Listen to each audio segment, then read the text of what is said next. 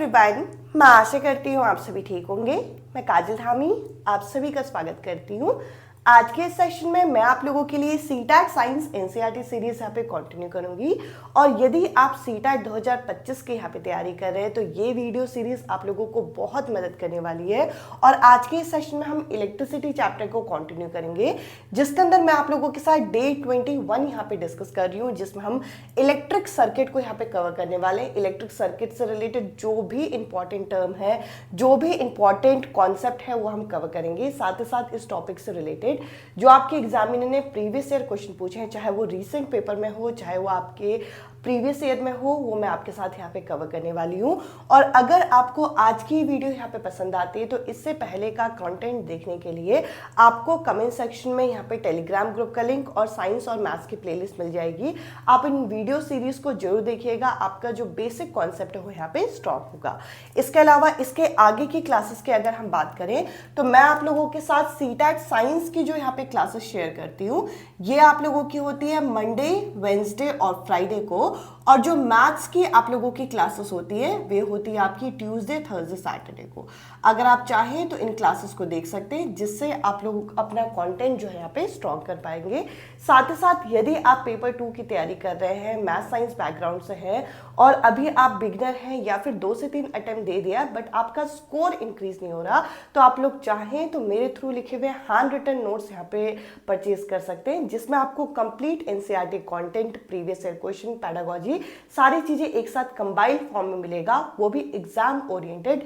जिस तरीके से किसी पर्टिकुलर टॉपिक को आपके एग्जामिनर ने फ्रेम किया आपके एग्जाम में, उसी तरीके से इन नोट्स को यहाँ पे रेडी किया गया है। आप लोग चाहें तो इस नंबर पे यहाँ पे मैसेज कर सकते हैं। अब चलिए देर ना करते हुए आज के सेशन यहाँ पे शुरू करते हैं। अगर हम देखें आज के सेशन के अंदर कई सारे छोटे छोटे टॉपिक हैं जो आपको कवर करने हैं।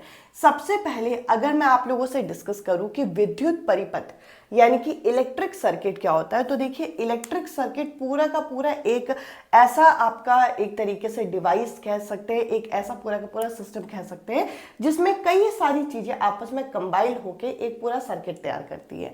जैसे कि सबसे बेसिक अगर हम देखें तो एक वायर की नीड होती है आपको, इसके अलावा सेल या फिर बैटरी की जरूरत होती है, साथ ही साथ स्विच की जरूरत होती है, और यहाँ पे आप बल्ब जो है वो चेक करते हो कि ग्लो कर रहा है नहीं कर रहा। और यूजुअली जैसे ही आप यहाँ पे बैटरी या सेल जो है वो ऑन ऑफ करते हो, यहाँ पे सेल जो है स्विच जैसे आपने ऑन ऑफ किया तो आप देखोगे कि इलेक्ट्रिक करंट जो है पॉजिटिव टर्मिनल से निकलने लग जाता है, और ये आपका पॉजिटिव टर्मिनल से इस तरीके से मूव करता है। और साइमल्टेनियसली हमें देखने को मिलता है कि नेगेटिव साइड से इलेक्ट्रॉन्स जो है वो मूव करते हैं। तो हम ये कह सकते हैं कि जो करंट और इलेक्ट्रॉन है एक दूसरे के अपोजिट दिशा में यानी कि विपरीत दिशा में ये मूव करते हैं। और अगर आपका स्विच ऑफ होगा तो उस केस में बल्ब जो है ग्लो नहीं करेगा, या फिर वायर जो है कहीं से अगर शॉर्ट होगी, कहीं से अगर ये वायर इनकम्प्लीट है, तभी भी आपका सर्किट कंप्लीट नहीं माना जाएगा। तो सर्किट जो होगा वो आपका क्लोज होना चाहिए पूरा, और इस तरीके से आप देखोगे कि आपका जो इलेक्ट्रिक बल्ब है वो आपका ग्लो करने लग जाएगा। अब इन टर्म्स से रिलेटेड जैसे कि सेल हो गया, बैटरी हो गया, साथ ही साथ स्विच हो गया, बल्ब हो गया, बल्ब के अंदर जो फिलामेंट होते हैं, हमारे जो इलेक्ट्रिक सर्किट के अंदर जो सेफ्टी डिवाइस लगाते हैं, इनसे रिलेटेड आपके एग्जामिनर क्वेश्चन पूछते हैं। और कैसे कैसे चीजें पूछी गई हैं, कैसे कैसे टॉपिक को आपको कवर करना है। सबसे पहले अगर मैं एक एक करके यहाँ पे डिस्कस करूं तो देखिए हमें ये चीज पता होना चाहिए कि अगर हम किसी एक इलेक्ट्रिक सर्किट की बात कर रहे हैं तो जो हम बैटरी यहाँ पे लगाएंगे वो किस तरीके से लगाएंगे। तो देखिए बैटरी लगाने का जो तरीका है, पॉजिटिव टर्मिनल फिर नेगेटिव टर्मिनल, देन पॉजिटिव फिर नेगेटिव, इस तरीके से आपको अरेंज करना है। अगर आपने इसकी अरेंजमेंट जो है कुछ इस तरीके से दिखा दी तो ये आपका यहाँ पे क्या हो जाएगा, ये आपका यहाँ पे गलत हो जाएगा। साथ ही साथ आपके एग्जामिनर ने जिस टाइप के क्वेश्चन पूछे हैं वो कुछ इस तरीके से है कि यहाँ पे 4 तरीके के आपके पास अलग अलग लिक्विड है, liquid A, B, C, D इस तरीके से, और उसमें आप चेक कर रहे हो कि ये बल्ब आपके ग्लो करेंगे या नहीं करेंगे। तो यहाँ पर रिजल्ट क्या निकला, रिजल्ट ये निकला कि A लिक्विड जो है इसमें आपका बल्ब जो है यहाँ पे ग्लो कर रहा है। बी लिक्विड का रिजल्ट क्या निकला, बी लिक्विड का रिजल्ट ये निकला कि इसमें बल्ब ग्लो नहीं कर रहा। सी लिक्विड का रिजल्ट क्या निकला कि सी लिक्विड में भी रिजल्ट ग्लो जो है वो नहीं कर रहा, बल्ब ग्लो नहीं कर रहा। और डी में यहाँ पे आप देखोगे कि बल्ब ग्लो कर रहा है। अब क्वेश्चन कुछ इस तरीके से था कि यहाँ पे ए क्या क्या हो सकता है इन चारों ऑप्शन में से, बी इनमें से क्या क्या हो सकता है, सी क्या हो सकता है, डी क्या हो सकता है। अगर आपने इससे जस्ट पहले का सेशन देखा होगा तो मैंने एक टॉपिक वहां पे कवर किया था, लिक्विड कंडक्ट इलेक्ट्रिसिटी, और मैंने ये चीज यहाँ पे क्लियर किया था कि जो सॉल्ट वाटर होता है, जो नमक वाला पानी होता है, वे आपका यहाँ पे विद्युत का सुचालक होता है, यानी कि इलेक्ट्रिसिटी कंडक्ट करता है। तो हम ये कह सकते हैं कि सॉल्ट वाटर, इनमें से कौन कौन सा कंडीशन आपका सॉल्ट वाटर का हो सकता है जिसमें बल्ब ग्लो करेगा, और किसमें बल्ब ग्लो कर रहा है, ए और डी में यहाँ पे बल्ब ग्लो कर रहा है। तो सॉल्ट वाटर क्या होगा, डेफिनेटली यहाँ पे ए या फिर डी में से एक होगा। मैं इस तरीके से मेंशन कर सकती हूँ। नेक्स्ट अगर हम यहाँ पे देखें तो बी जो है, सॉरी इसको छोड़िए, यहाँ पे देखिए शुगर सॉल्यूशन के बारे में मैंने आपको क्या बताया था। शुगर सॉल्यूशन जो होता है, जो चीनी का घोल होता है, ये आपका बैड कंडक्टर होता है। तो बैड कंडक्टर मतलब जो इलेक्ट्रिसिटी कंडक्ट नहीं कर रहा। कौन कौन कंडक्ट नहीं कर रहा, बी और सी नहीं कर रहा। तो बी और सी हम इस तरीके से मेंशन कर सकते हैं।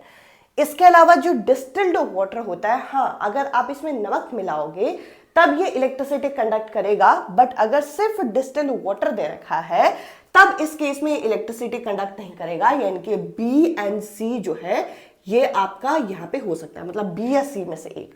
अब अगर मैं कॉपर सल्फेट की बात करूं, जिसे आप CuSO4 के नाम से जानते हो, देखिए मैंने आप लोगों को एक चीज क्लियर की थी लास्ट क्लास में, जो डे 20 वाली क्लास है। सिंपल सी बात है कि वो सॉल्यूशन आपके इलेक्ट्रिसिटी कंडक्ट करते हैं जो आयंस में डिसोसिएट होते हैं। अगर आप इसे कॉपर सल्फेट को अगर आप तोड़ोगे तो यहाँ पे Cu2+ जो है वो रिलीज होगा। तो आप यहाँ पे कह सकते हो कि ये अपने आयंस में यहाँ पे रिलीज होगा। तो हम यहाँ पे कहेंगे कि ये जो है कॉपर सल्फेट जो है यहां पर ए और डी में से एक यहां पे माना जाएगा। आई होप ये वाला एरिया आपको यहां पे क्लियर हुआ होगा। इसके अलावा आपके एग्जामिनर कुछ केसेस पूछते हैं, और अभी अगर आप अपना पेपर खोल के देखेंगे तो यहाँ पे शायद टंगस्टन वाला क्वेश्चन आपका पूछा गया था 14 तारीख को। तो ये क्वेश्चन किस तरीके से टंगस्टन और फ्यूज का क्वेश्चन कैसे पूछते हैं, देखिए दो आपके ऐसे पार्ट हैं, जैसे कि टंगस्टन किसका पार्ट होता है। अगर मैं यहाँ पे आपके सामने एक बल्ब बनाऊं तो बल्ब के अंदर आपको कुछ इस तरीके से दो वायर इस तरीके से देखने को मिलती है। अब ये जो वायर है ये क्या है, फिलामेंट है, और फिलामेंट किसकी बनी होती है, टंगस्टन की। अब ये क्वेश्चन पूछा जाता है कि टंगस्टन के पास ऐसी कौन सी प्रॉपर्टी है, ऐसे कौन से गुण है जिसकी वजह से हम बल्ब का फिलामेंट इसका तैयार करते हैं।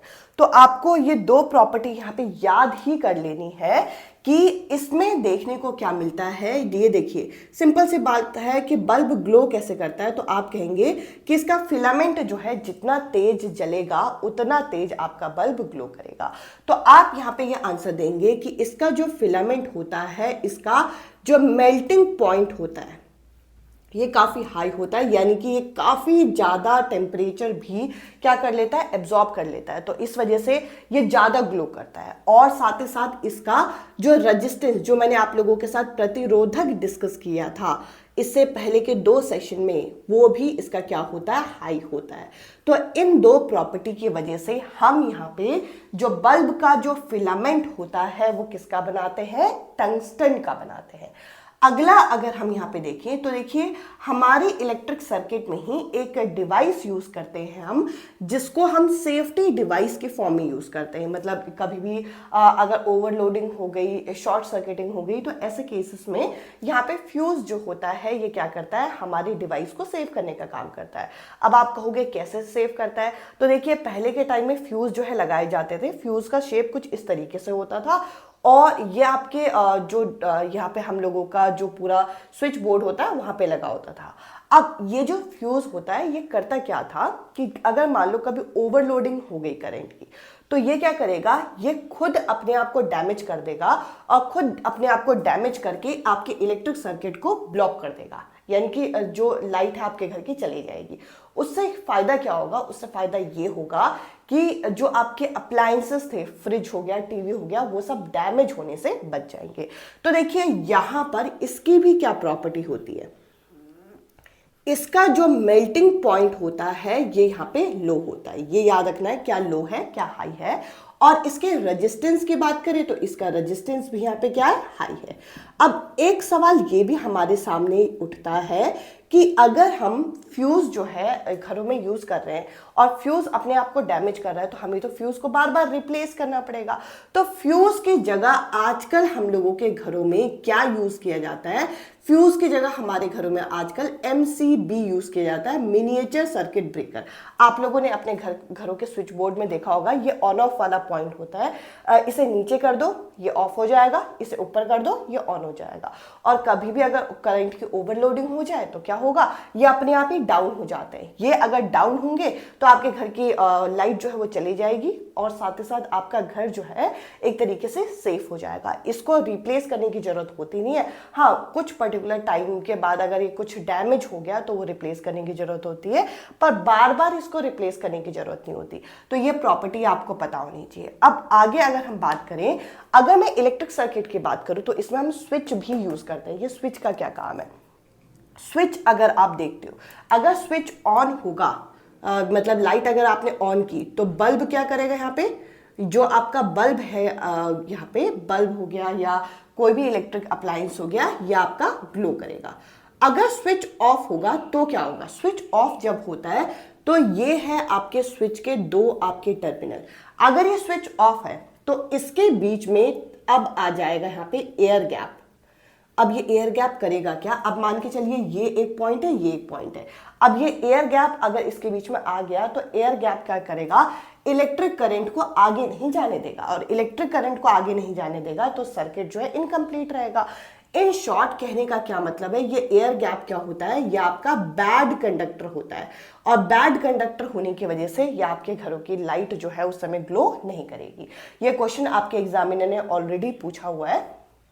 साथ ही साथ अगर मैं यहाँ पे देखूं तो हम ये बल्ब भी लगा रहे हैं। कुछ क्वेश्चन इस तरीके से पूछते हैं कि किस केसेस में बल्ब जो है ज्यादा ग्लो करेगा और किस केस में कम ग्लो करेगा। तो इस चीज को समझने के लिए मैं आपके सामने सिर्फ दो कंडीशन यहाँ पे दे रही हूं।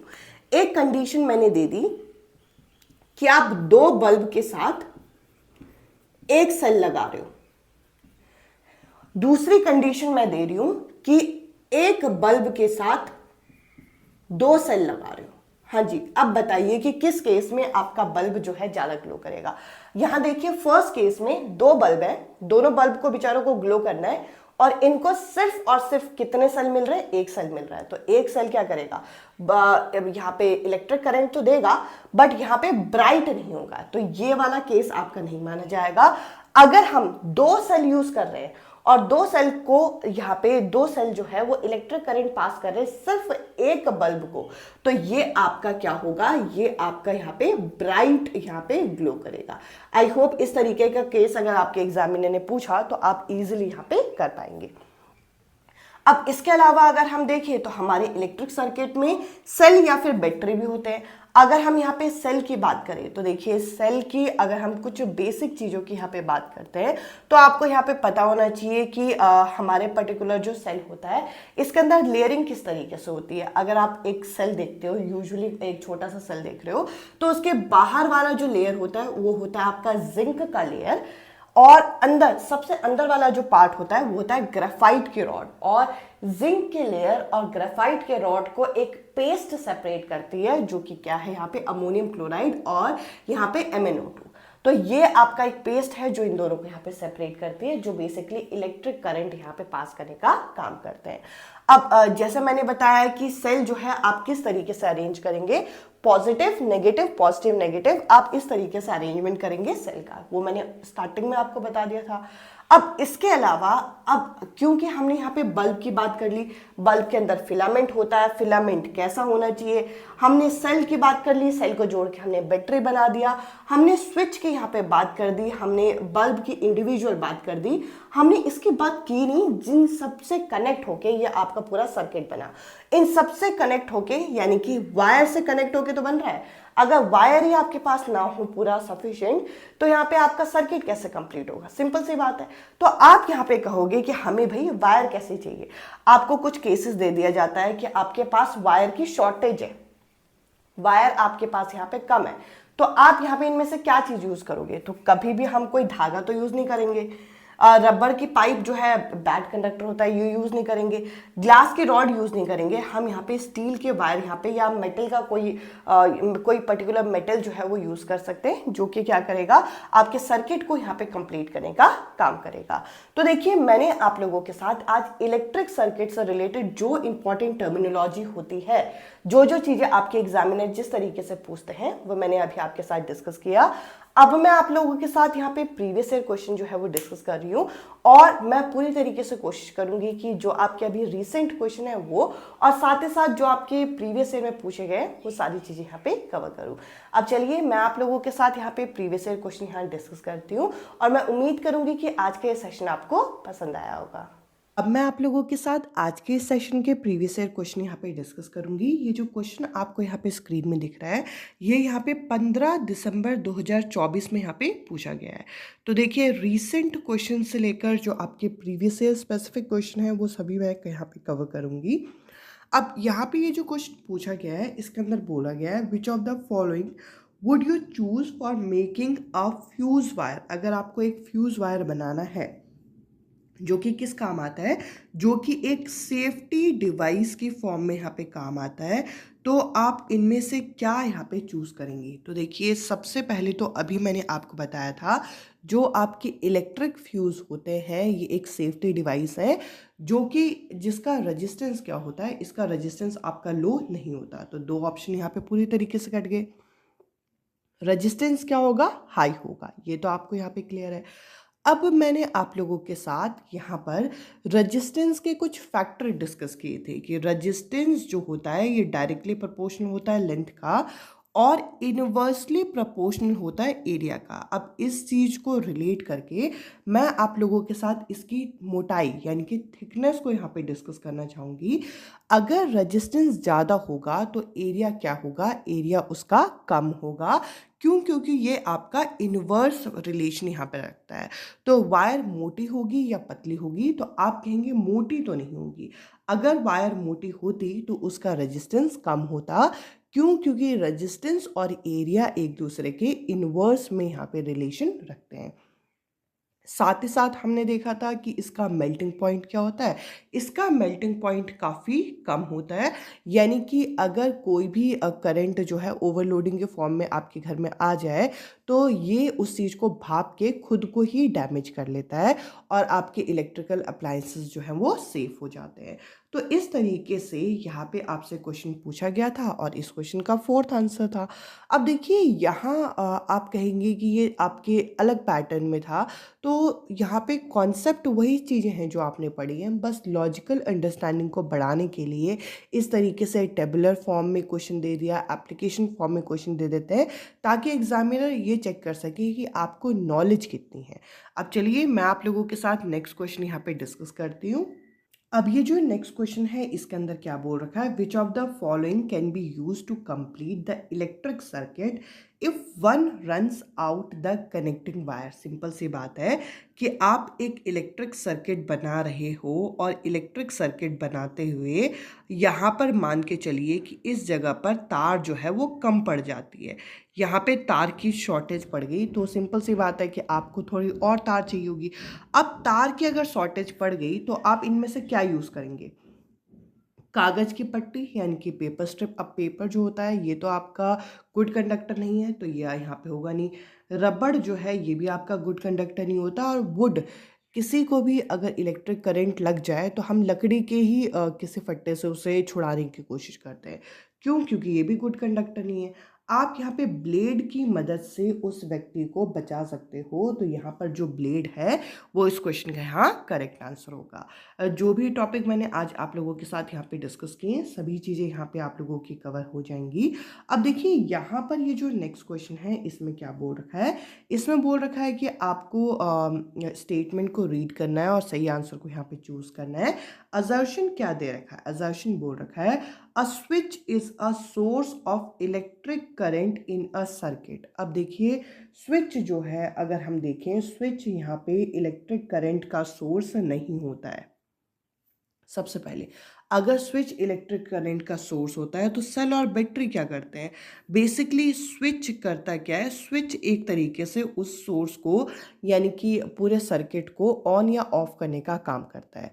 तो अगर आपसे ये पूछा जाए कि इलेक्ट्रिक करंट का सोर्स स्विच है, तो स्विच नहीं है, वो है आपका सेल या बैटरी। सेल या बैटरी का तो काम ही खत्म हो जाएगा, वहीं से ही करंट जो है वो ओरिजिनेट होता है।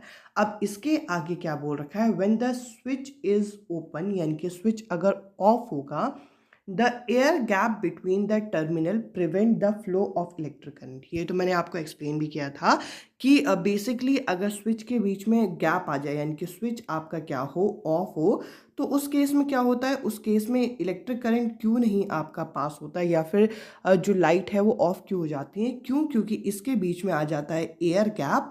और एयर क्या है, एक पुअर कंडक्टर माना जाता है, जिसकी वजह से आप यहाँ पे कहेंगे कि ये चीज़ यहाँ पे सही दे रखी है। तो हम सीधा सीधा बोल सकते हैं कि असर्शन जो है वो गलत है, लेकिन आर जो है, जो इसका तर्क दे रखा है, वो यहाँ पे सही है। अब देखिए, जो पहला क्वेश्चन है, इसी क्वेश्चन को प्रीवियस ईयर में इस तरीके से भी पूछा गया है कि which of the following material is best suited to make a fuse wire. अगर आपको एक फ्यूज वायर बनाना है, इनमें से क्या यहाँ पे बेस्ट होगा, ये पूछ रखा है। तो सबसे पहले तो एक्स वाई जेड और डब्ल्यू में से आपको देखना है, मेल्टिंग पॉइंट इनका हाई नहीं होता, जो आपके सेफ्टी डिवाइस होते हैं उनके।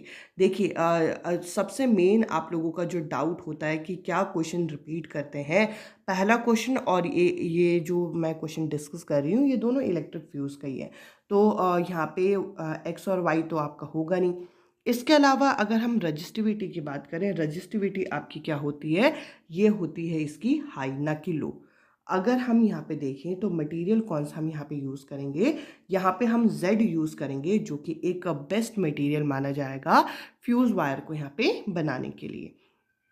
अब हम नेक्स्ट क्वेश्चन यहाँ पे डिस्कस करते हैं, जिसके अंदर क्या बोल रखा है, it is observe that when electric current is pass through an electric bulb, it's filament get heat up. Filament जो होता है वह हीट अप हो जाता है, but the wire carrying the current does not. But जो वायर उस current को लेके आ रही है वो इतनी हीट अप नहीं होती। अब इसका रीज़न यहाँ पे पूछ रखा है। अब सिंपल सी बात है कि ये एक वायर है, एक बेसिकली मैं एक सर्किट बना रही हूँ। इस सर्किट में ये यहाँ पे स्विच है और ये यहाँ पे बल्ब है, बल्ब के अंदर होता है आपका फिलामेंट। सिंपल सी बात है कि ये वायर जो है करंट को लेके आ रही है, पर उतना हीटअप नहीं होती जितना कि ये अंदर के फिलामेंट हीटअप होते हैं। अब इसका रीज़न यहाँ पे पूछ रखा है क्या।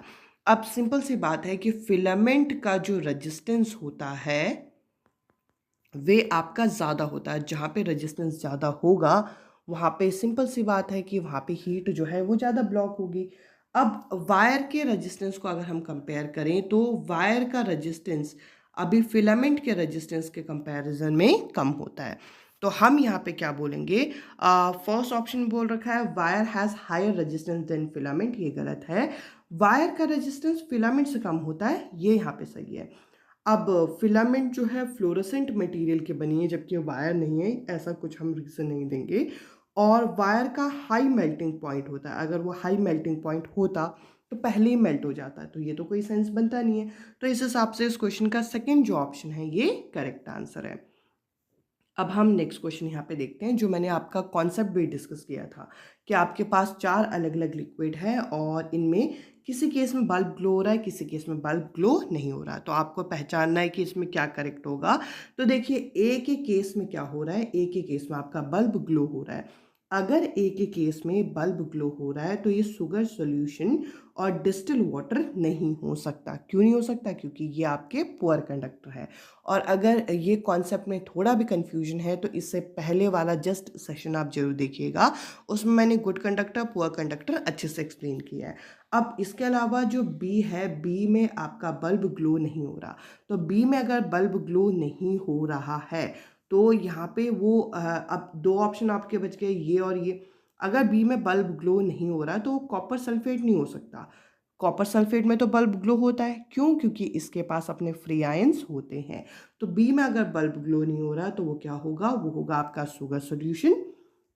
सी में भी अगर बल्ब ग्लो नहीं हो रहा तो वो डिस्टिल वाटर हो सकता है, ये बिल्कुल सही है। और डी में अगर बल्ब ग्लो हो रहा है तो वो सॉल्ट वाटर हो सकता है, यानी कि नमक वाला पानी हो सकता है, ये बिल्कुल सही है। तो आप जब भी इस तरीके से टेबुलर कोई क्वेश्चन आए, मैच द फॉलोइंग आए, फिल इन द ब्लैंक्स आए, आप साथ में ऑप्शंस को भी एलिमिनेट करिएगा, क्योंकि इससे बहुत टाइम बचता है एग्जाम में जब आप किसी पर्टिकुलर क्वेश्चन को सॉल्व करते हैं। अब देखिए सेम उसी टाइप का क्वेश्चन दोबारा एक और बार आ गया, which of the following material is best suited to make a fuse wire. तो यही क्वेश्चन आज के सेशन में मैं तीसरी बार, मतलब सेम क्वेश्चन नहीं पर अलग अलग साइट में आया हुआ क्वेश्चन मैं आपके साथ यहाँ पे डिस्कस कर रही हूँ। फ्यूज वायर का जो मेल्टिंग पॉइंट होता है वे आपका हाई नहीं होता, वे होता है लो। और रजिस्टिविटी क्या होती है? रजिस्टिविटी होती है हाई। तो इस हिसाब से हम कहेंगे इस क्वेश्चन का जो सेकंड ऑप्शन है यहाँ पे वो करेक्ट आंसर है। आई होप ये अब अच्छे से आपको यहाँ पे समझ में आ गया होगा। इसी टाइप का एक और क्वेश्चन यहाँ पे है कि which property of the filament in a bulb makes it glow. अब फिलामेंट्स का भी यहाँ पे क्वेश्चन देखने को मिल गया। अब अगर मैं फिलामेंट की प्रॉपर्टी की बात करूँ तो फिलामेंट का अगर आपसे कॉन्सेप्ट पूछा जाए तो फिलामेंट का रेजिस्टेंस जो होता है, इसका रेजिस्टेंस क्या होता है? इसका रेजिस्टेंस होता है हाई। और मेल्टिंग पॉइंट भी क्या होता है? मेल्टिंग पॉइंट भी होता है हाई।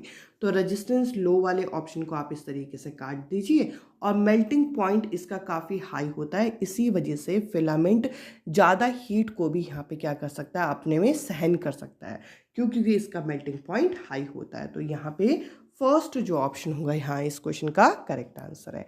आई होप आज के सेशन आपको यहाँ पे क्लियर हुआ होगा। अब मैं आपसे मिलती हूँ अगले सेशन में अगले टॉपिक के साथ। Bye bye, take care.